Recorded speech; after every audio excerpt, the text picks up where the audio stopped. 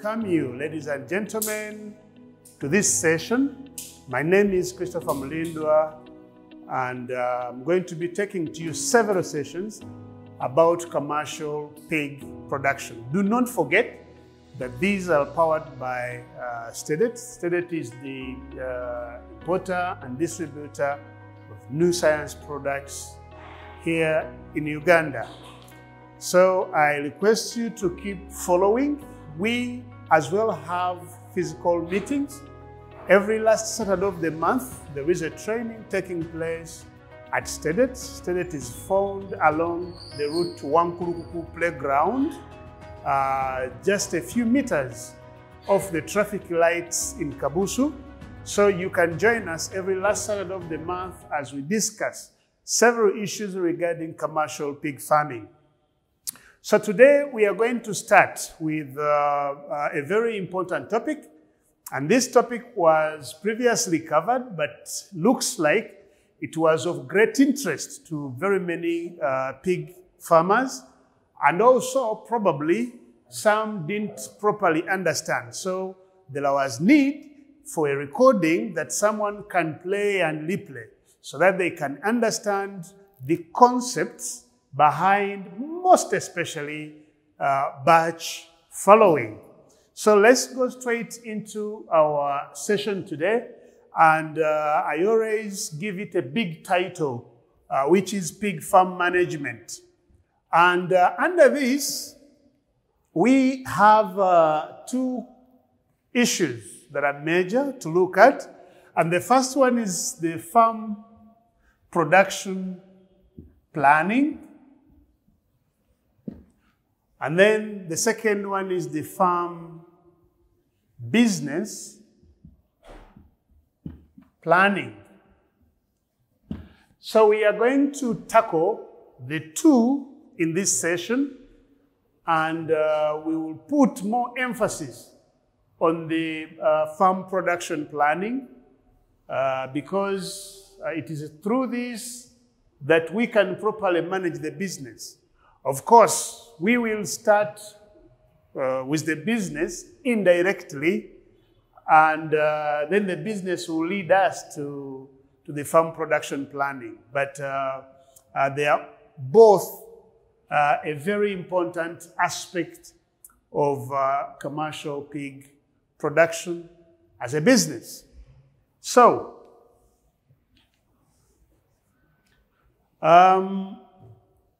let's go straight to the farm production planning. So in farm production planning, there are several issues that we look at. And the first one is the farm capacity. It's a very important issue to consider. What is going to be the capacity of your farm? Like, how many animals do you want to host at a given time on farm? Then you have to think about, okay, under the farm capacity, of course, capacity, location, and location zeroes down is the biosecurity. So before you set up a commercial pig enterprise, are you sure that the farm is situated in a place that doesn't pose a biosecurity risk to your business? Is the place ideal enough to keep the animals safe over the period of time that the business is going to exist? So the genetics.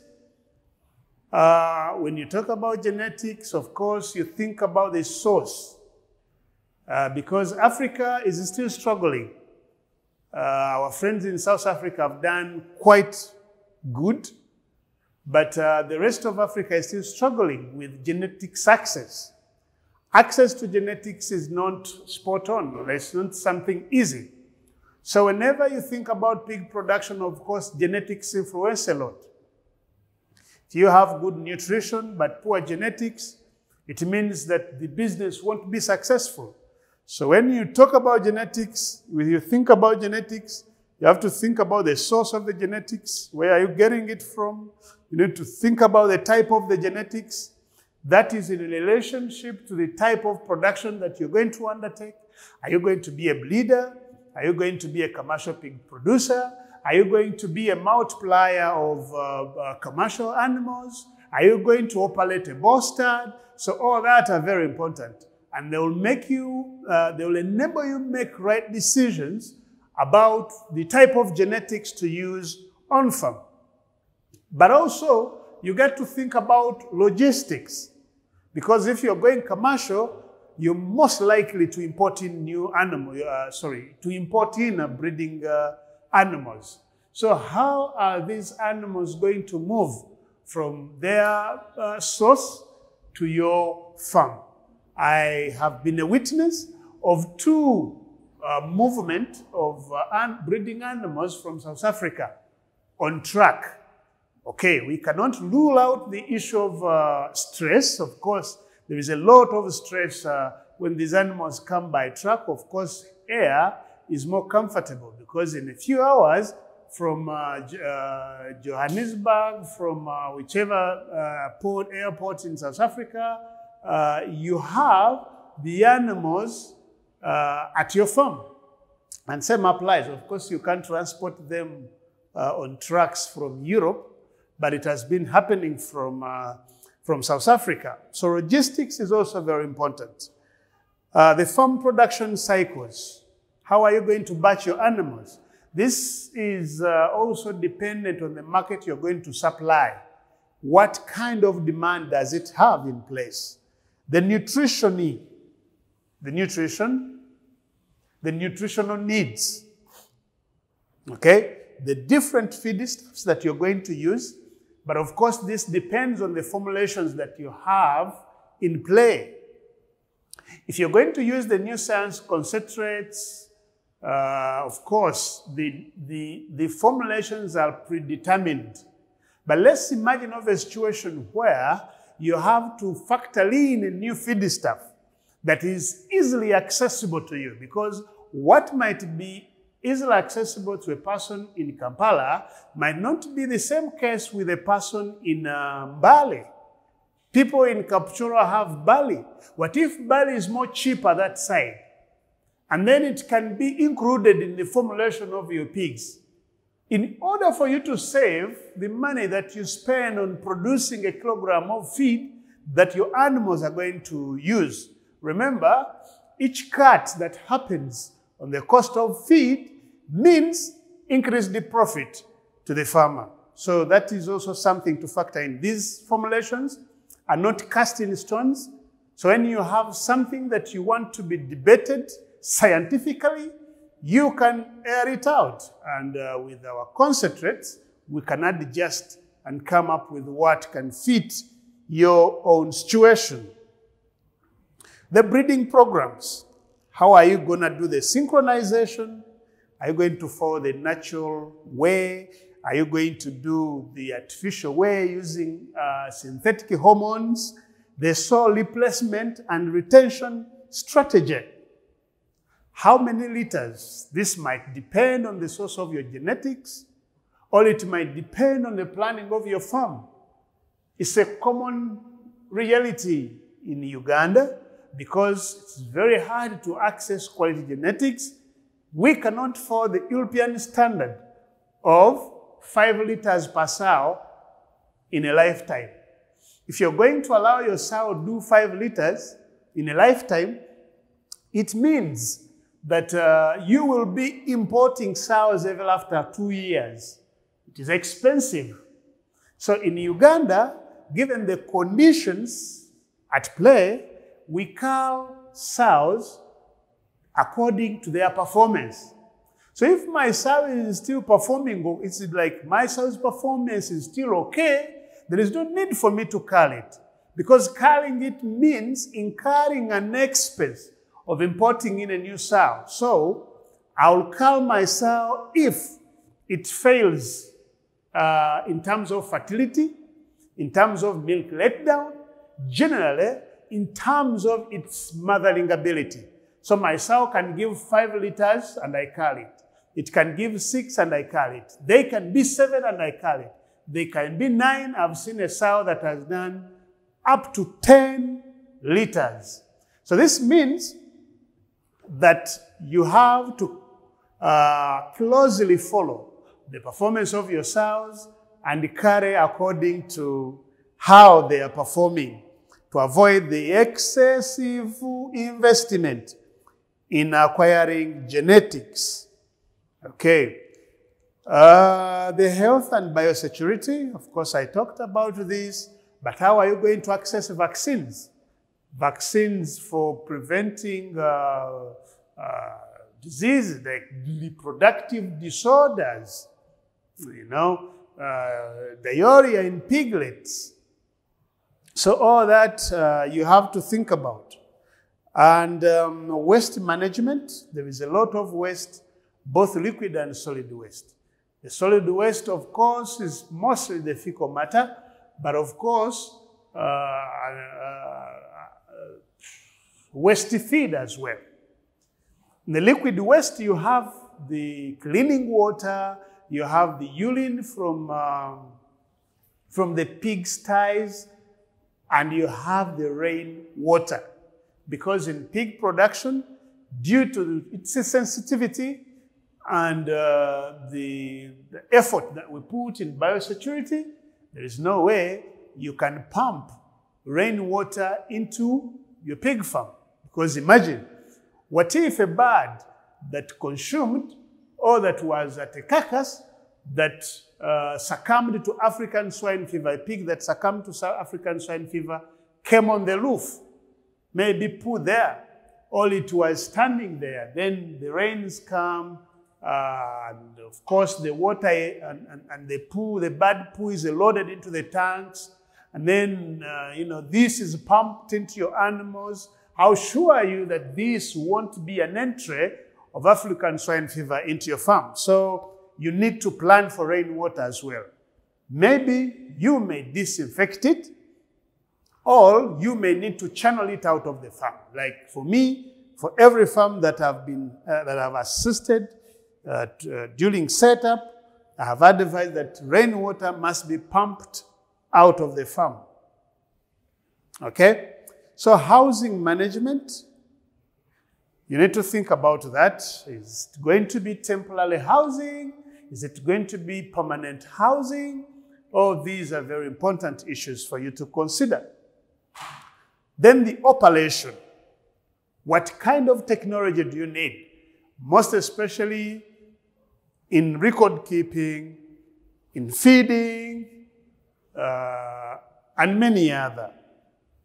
Okay? The administration of the farm, how the protocols going to be handled. Imagine, when you're setting up a farm, it has both a very hygienic area and a less hygienic area. How is this going to be operationalized? So all those questions you must think about when you're doing your farm production plan, and make sure that you have accurate answers before moving forward. Okay, the farm production cycles. This is the gist.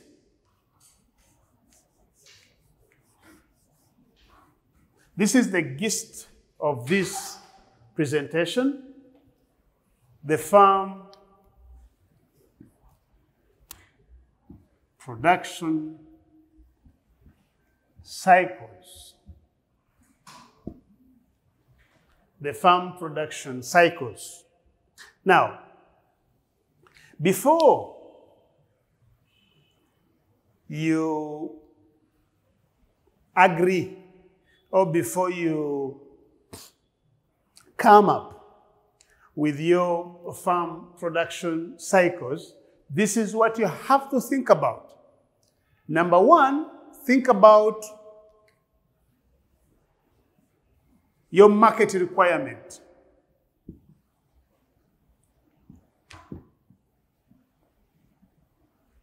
What does your market requires from you? This might be in terms of quantity, in terms of quality,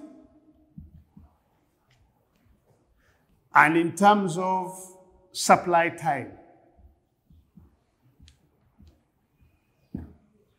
So you have to ask your market to let you know of the quantity that they'll need from you, the quality zeros to the level of back fat,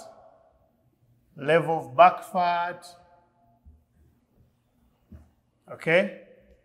The meat, usable meat to bone and fat ratio, okay? The carcass,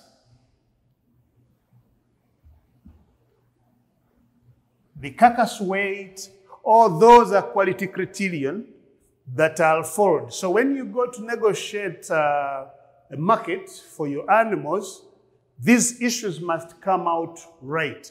Or before you set up a commercial pig enterprise, you must gather enough information about what the market might need from you, from your farm. Then, of course, quantity is amount that the market may need. And then time. When do they need the supply? Like after what period of time? Because once you understand the frequency of need, then you can properly plan your production cycles so that they meet the market need. Okay? Then we have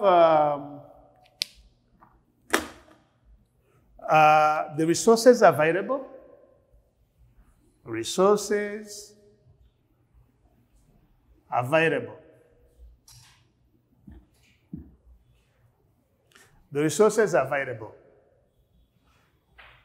What do you have at hand in terms of land and cash? Of course, if you have cash, you can buy land. Huh? But where land is available, then cash. And this cash will be very important to you during housing, construction of the houses, acquisition of genetics,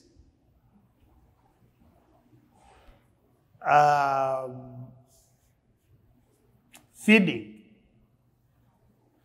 which is the single most expensive, okay, I should not say most expensive, but it's the single part of the production budget that takes the biggest portion of the budget. It takes the biggest portion of the budget. So you have to think about it well. And the resources at hand will bring you back to which type of production cycles that you can develop. Of course, will guide you on the size of enterprise that you can set up, okay? So, another issue that can guide your production schedules, production cycles, is the target income. How much money do you want to make over time? Okay? So the amount of money that you're intending to make out of your enterprise will also guide how you structure your production cycles. Then another issue is the production systems.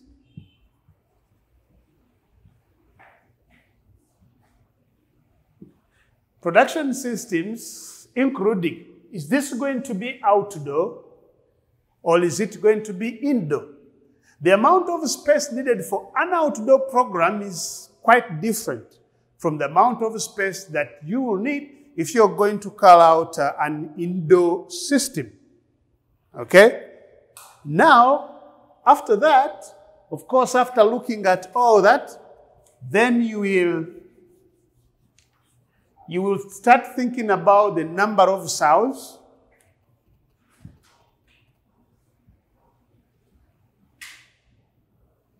then you can go and do the batching system.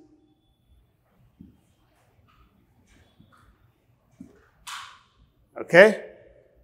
So there is no way you can come up with the number of cells that you're going to host on farm before looking at the market requirements, the resources at hand, the target annual income. Okay? It's very hard.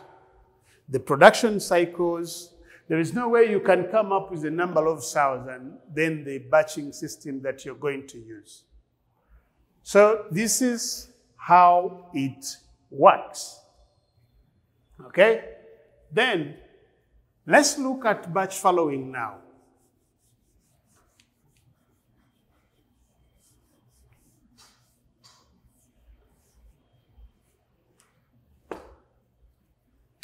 Batch following.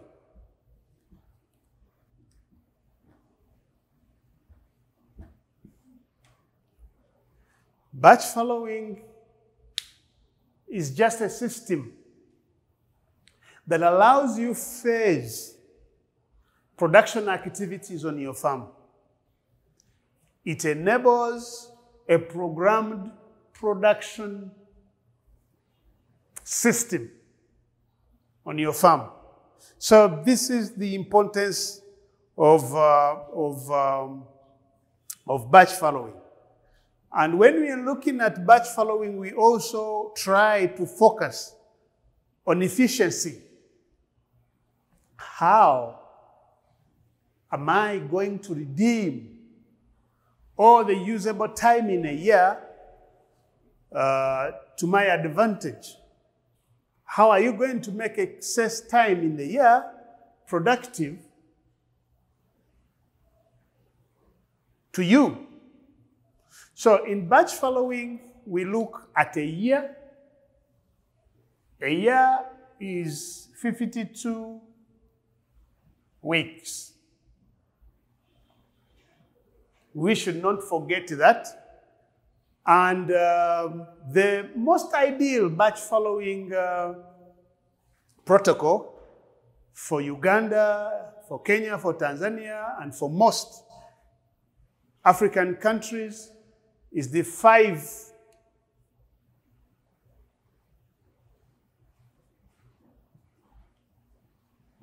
batches system.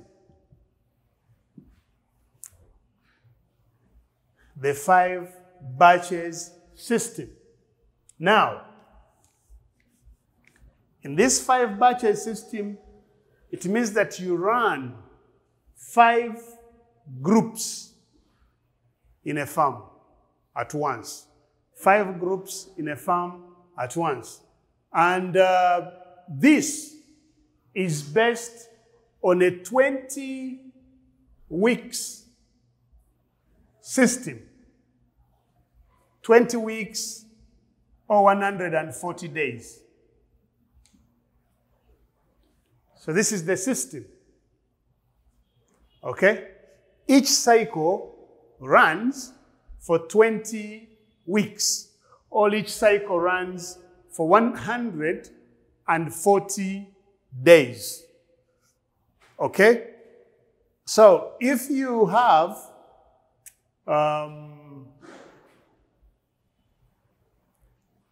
if the cycle runs for 20 weeks, it means that we have 2 full cycles. We have 2 full cycles annually. Okay? Because when you divide 50 by 2, of course, not dividing 50, but if you took out 20, 2 times 2, you have 40. So meaning the full cycles are 2, but there is an excess of 12 weeks. Now the excess business is here because there are excess days, so it is excess time. And the question is, how do I put this excess time, or how do I use this excess time to my advantage. In today's world, there is a common word in animal production: efficiency. Efficiency means that you allow your inputs give you everything that they are supposed to give you. Not necessarily to give you more, but to give you everything that they are supposed to give you as you expect it to be. Because usually expectations can be very different from the reality. You may expect X and you get XY. So with efficiency, you want to be sure that you get everything that your inputs are capable of giving you. And now we know that a cell, one single cell, can give you 2 cycles and an excess. So how do you achieve, how do you make sure that the excess is also properly utilized? In today's Uganda, some farmers wean their sows at 8 weeks. Okay? 8 weeks is too much.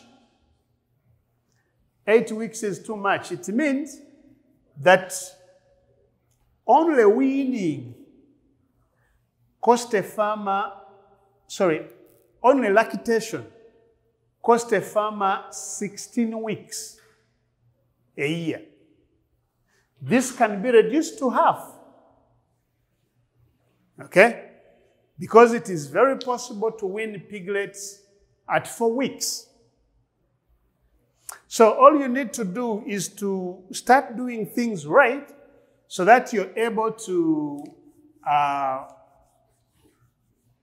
utilize the excess time that you have in a year. So what do I mean with the 20 weeks, 140 days system? This is what happens. A sow, a gilt, gestates for 16 weeks. We may wonder, why 16 weeks? Yet a pig is pregnant for 3 months, 3 weeks, 3 days. That is 15 point something weeks. Okay, we don't want to consider excesses, and I will show you how this excess is very helpful to our batching system program, okay? And how it is resourceful to us redeeming the excess time that we have in a production year. So gestation is 16 weeks, and lactation is 4 weeks. So from insemination, a pig will stay pregnant for 16 weeks, and then it will lactate for 4 days. Maybe I should set something clear here. Okay? When we say that you wean off piglets at 4 weeks, we don't mean that you wait until the 4 weeks elapse and you get them off the mother. The process of weaning off piglets starts immediately at 21 days. 21 days means 3 weeks. So at 3 weeks, the process of weaning them starts. Of course, in some farms, the process of weaning is gradual because we are not subjected to the same situation, you know. In places where crib feed is easily accessible, the housing is proper, the sow had enough milk, weaning can be at once. Like as the sows enter the farrowing unit, all of them come out at once. But in some farms that are disadvantaged in a certain way, the ideal weight for weaning must be 6 kilograms.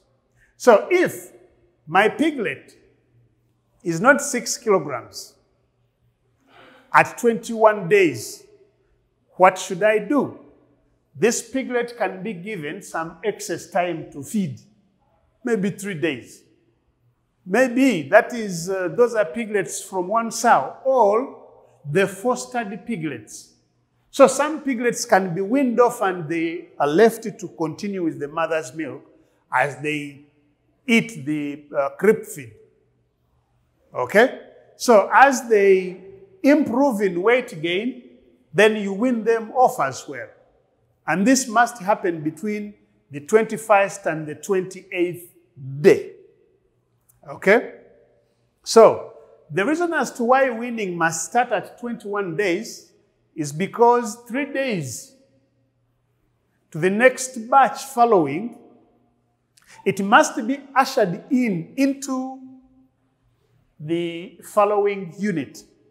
But due to the fact that even where artificial synchronization is done, there are no sow, like if a batch has 20 sows, they will all not follow in the same day. Some will follow today and the rest follow tomorrow, because even insemination doesn't happen at a uniform time. Okay? And also the structuring, you know, there are some differences between between one animal and the other. So some will follow faster and others will take some time. So these animals must be ushered in so that they don't, you don't, usher them in when they are due for following. Okay? So they have to spend some time in the following unit before their date of following comes. So this is why we say 4 weeks, but the 7 days are for taking care of those managemental activities surrounding the weaning process. So from 21 days to 28 days, it is a weaning process taking place, whichever way. Do not wean according to how I do or how someone else does, but you should wean according to how, to your farm situation, to your farm conditions and capabilities. So when we add this, we come up to 20 weeks. And 20 times 7, I believe, equals 140 days. This means that we have enough time, because a pig always returns on heat 3 to 5 days after the young ones are weaned off. So when you take away the piglets, the pig is back on heat between the day of weaning and the day, the last week, the last day of the weaning process ends. So between day 21 to day 7, these pigs are already inseminated. This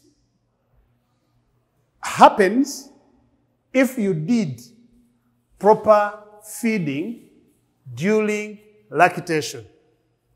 Lactation feeding is one of the most important stages of feeding in pig production. So you must be sure that you fed your sows properly, because it is through proper feeding that these sows will come back on heat in time.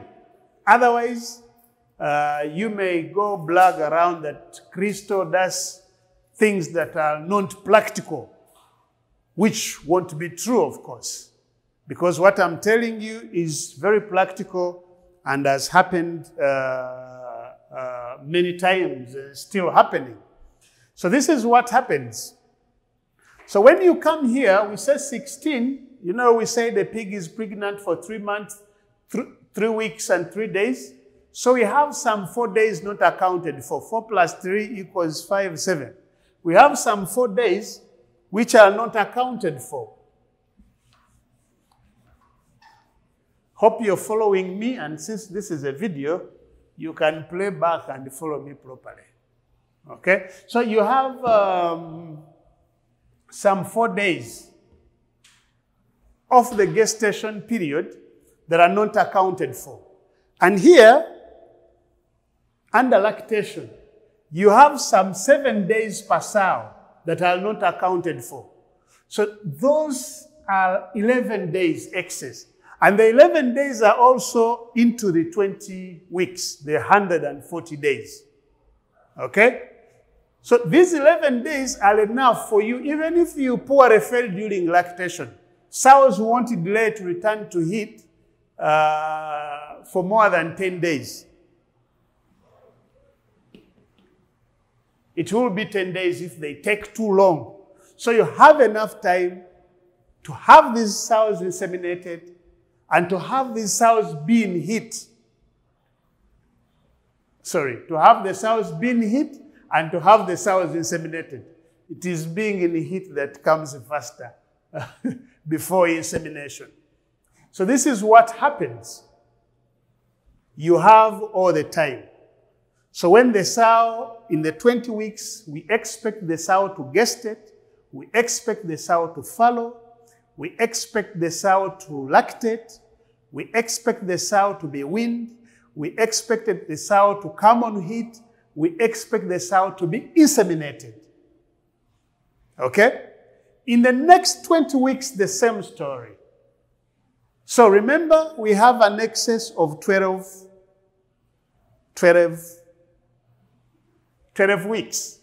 So we always say that every pig farm is capable of receiving at least 2.5 liters per sow per year.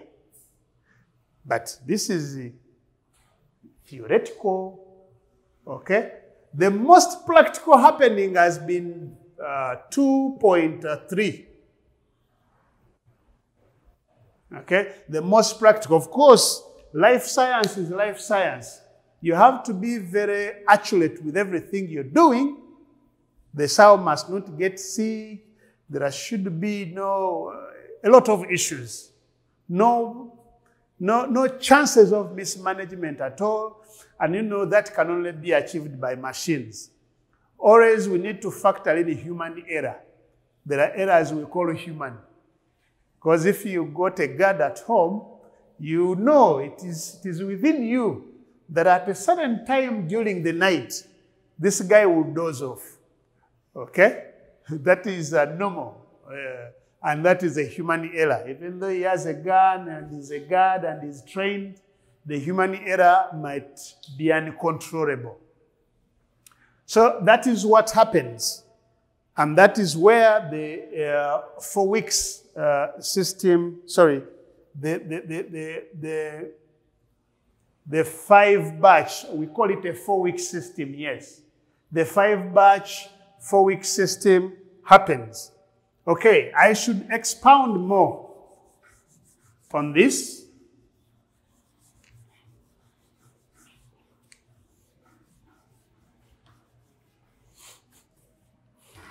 Okay, so what does it mean?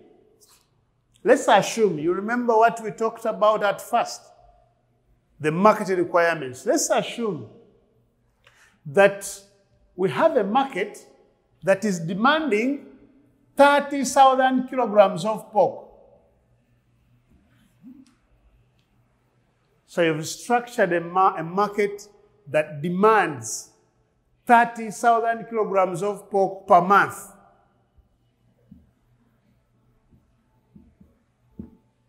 Okay? Oh, let's assume it's not the market, but your target income per month will need you to produce 30,000 kilograms of pork. Okay? Or let's assume that the resources you have at hand can only enable you to produce 30,000 kilograms of pork per month. So, if you have the idea of what you want, then you start doing the calculations. Okay? So if it is 30 kilograms, 30,000 kilograms of pork per month, what do I need? Then we will need to do the mathematics, and I'll ask someone to have a calculator to help me not to overwork my head. Okay? So if it is 30,000, the first question is the carcass, depending on the genetics you're using. The average meat yield, we call it the killing out percentage. The average killing out percentage is 75%. This means that out of 100, if your live pig is 100 kilograms, you generate at least 75 kilograms of meat out of that animal. Okay? So, let's not be overambitious. Let's take 70. So, we will divide 30,000 kilograms by 70. What do we get?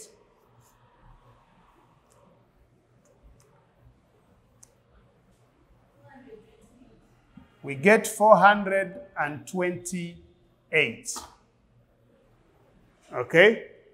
What does this mean? Because this is an individual carcass, and these are the kilograms, we need 428 carcasses per month. Okay? We need 428 carcasses per month. And remember, each carcass is produced by one finisher. So, technically, we need 428 finishers per month. Okay? And we need to supply this monthly. So if we need 428 finishers per month for 12 months, what is that?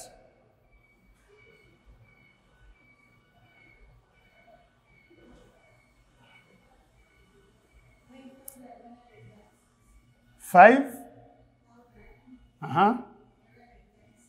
130.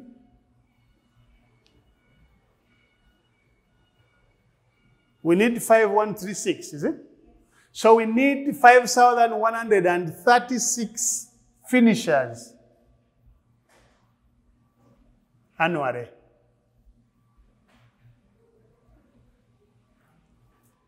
Okay? Just to remind you, this is what your market demands. This is what your resources can afford. Okay? So we divide by the average carcass weight, 428 carcasses, but of course, 428 finishers. So the 428 finishers, we need them per month, so times 12. And what we have is 5,136 finishers per year.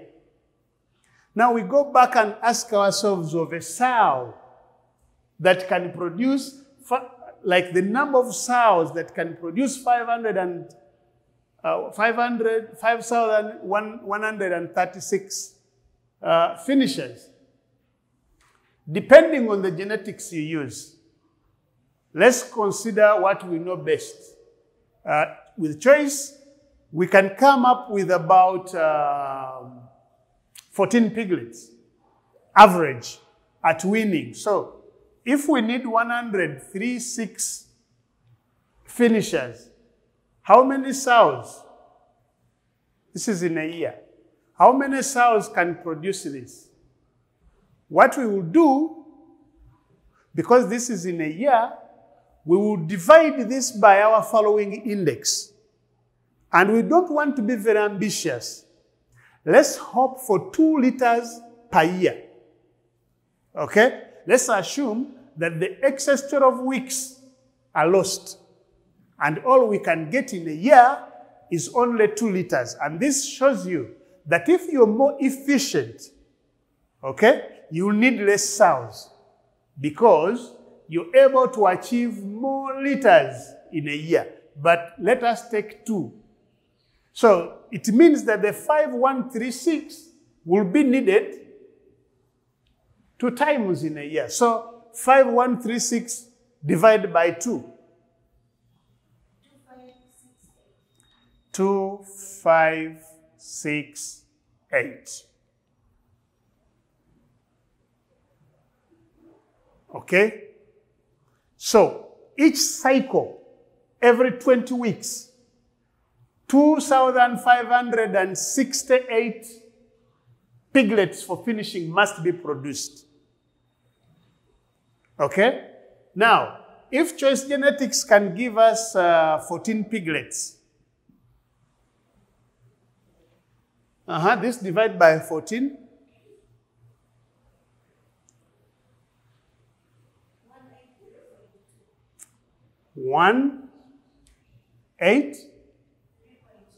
3.2. So it means that we need 183 cells. Okay? Now for me, if you came to me, if I'm your consultant, I'll tell you that round this off to the nearest okay, I'll ask you to round it off, okay? I'll ask you to round it off to 200. So this will mean that you'll have some excess. And this excess is of about 17 cells. So this is the number of cells. And the 17 is a buffer. Is helping to protect you from inevitables. What if a cell dies all of a sudden? From the 17, you can replace. You don't go short. What if a certain cell's fertility is poor? From the 17, you can replace. What if a certain cell, put whatever you want. From the 17, you can replace. Okay? So, this is a farm of 200 cells. Hope everybody is following and clearly understanding where we are coming from and where we are heading. So already we have a farm of 200 cells. The target of this farm is to produce 30,000 kilograms of pork. But like I told you, because we rounded off, there will be some excesses produced by the 17 cells. Okay? So, we now have 200 cells. How do we make these cells produce 30,000 kilograms of pork per month? That's the question we have to answer now. How do we make these cells produce 30,000 kilograms of pork per month? And that is when we come to batch following. So everything we were doing was bringing us to the main topic, batch following. We got to group these cells. Okay? Like I told you, in the 4-week system, we use 5 groups. Okay? So we have group 1, but it is also called a batch. Group 1, batch 1, same thing. Group 2, group 3, group 4, group 5. Okay? So here,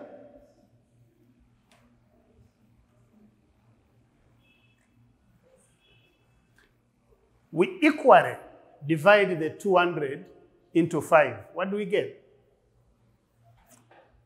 When we equally divide the 200 into 5, if you bring out a calculator, I will jump at you. I'm joking. Eh? You use the calculator to divide 200 by 5. What do you get? You get 40. So each batch will have 40 cells.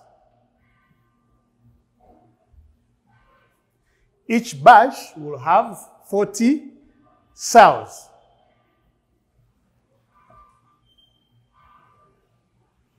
Okay? So this is very important. This is very important because it will help you define now the soil replacement strategy, like how many cells will you need to replace your hard per the soil replacement rate, okay? How many cells you need to replace your hard over time. It will help you define. It will help you define the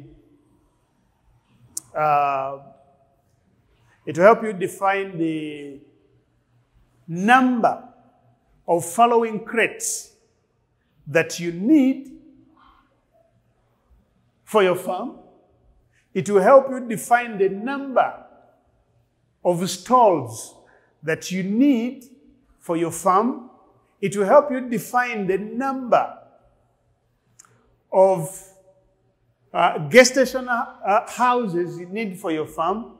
It will help you define almost everything on your farm, because everything will be happening in batches of 40-40. So you need the 40 farrowing places. You need a dry soil, gestational soil house for 40 animals. So everything you need is 40-40, and the same is right for the commercial herd as well. Okay? So here, we go back to our calculator and see whether we are on the right track.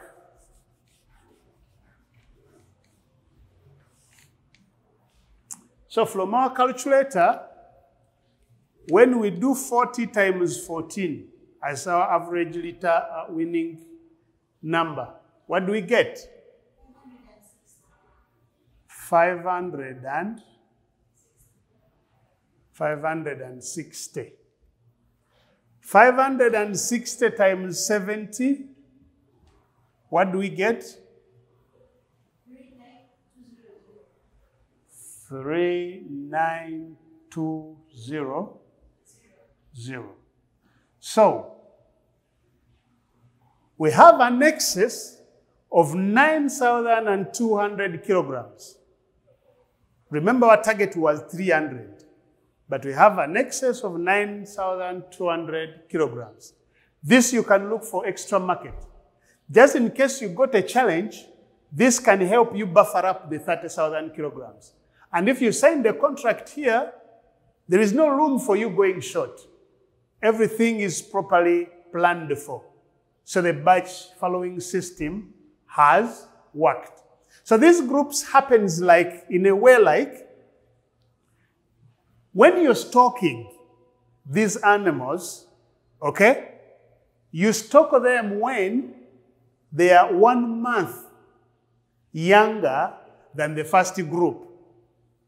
Let's assume this group 1 is 24 weeks old. The second group must be 20 weeks old. The third group must be 16 weeks old. The fourth group must be 12 weeks old. And the fifth group must be 8 weeks old. Now, the batching system is very important, because even in stocking, if the source is nearer, you can choose to stock monthly, because you don't need to keep the animals, maybe if they are coming from far. If they are coming from a nearby source, you can choose to stock monthly. Okay? You bring the first batch, then the next month you bring the second batch, and like that. Okay? So it is easy to manage. And what happens again is that when the first batch is inseminated, okay, it takes 20 weeks for it to farrow and wean off the younger ones. Am I clear? So by the time the first batch is leaving the following unit, the second batch is ready to enter the following unit. Okay? By the time the second batch is leaving the following unit, the third batch is ready to enter the following unit. By the time the third batch leaves the following, the fourth, and then the fifth. And by the time the fifth batch leaves the following unit, the first batch is already due for following again. So it keeps on repeating itself throughout the year, making you be in production the whole year round. Okay? So this is what happens with the batch following. And the same thing happens when you're due for market. Okay? When piglets produced by the first batch are ready in January, for the second batch will be ready in Feb. For the third batch will be ready in March. For the fourth batch will be ready in April.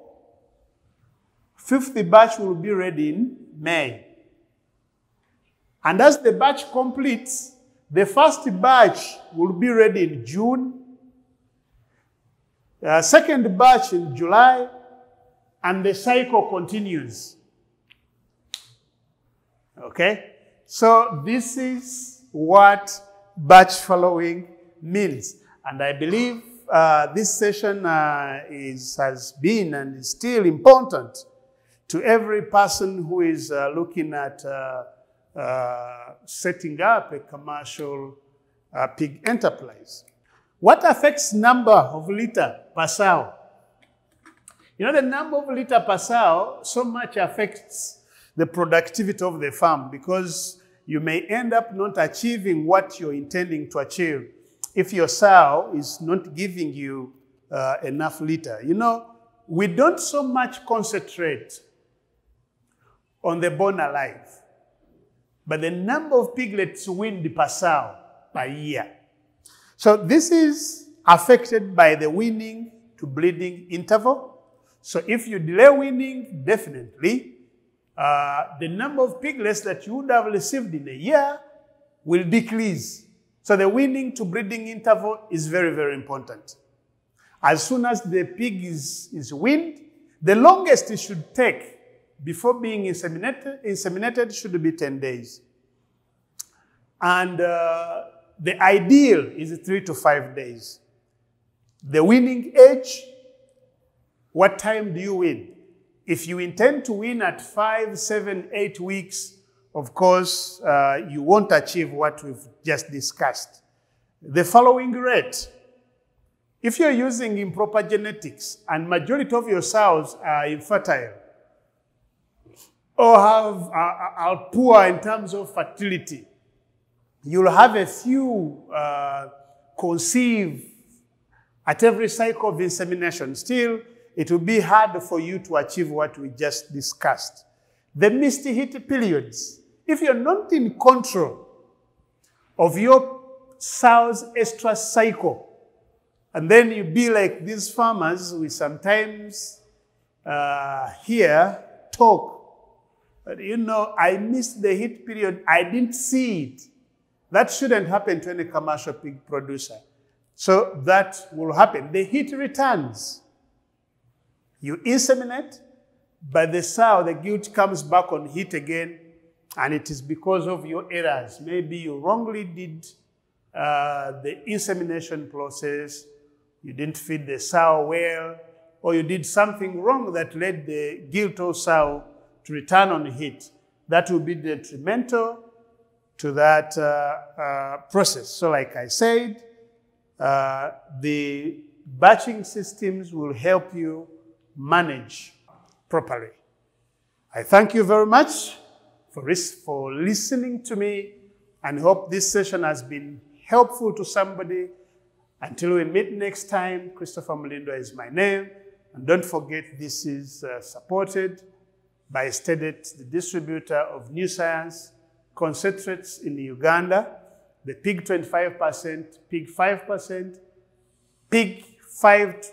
Vitasol 5 to 7.5%, and Babister crepe feed. Until next time, bye-bye.